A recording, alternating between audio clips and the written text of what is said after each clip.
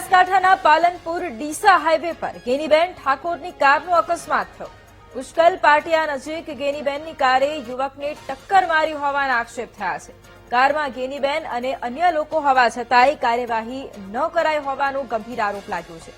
અકસ્માત સ્થળના પરિવારે લીધેલા ફોટા ગેનીબેને ડિલીટ કરાવ્યા હોવાનું પણ પરિવારજનોનો દાવો છે।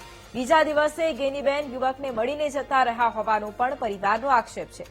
ઇજાગ્રસ્ત યુવકના ભાઈએ કાર્યવાહી કરવાની પણ માંગ કરી છે।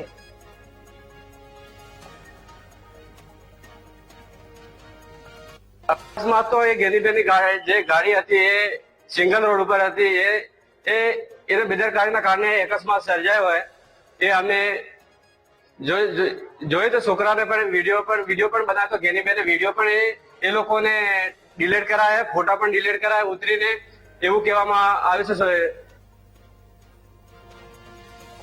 તો અકસ્માતમાં આ યુવક પણ ઇજાગ્રસ્ત થયો છે। બનાસકાંઠાના પાલનપુર ડીસા હાઈવે પર અકસ્માતની આ ઘટના કે જ્યાં પુષ્કલ પાટિયા નજીક ગેનીબેન ઠાકોરની કારે યુવકની કારને ટક્કર મારી હતી।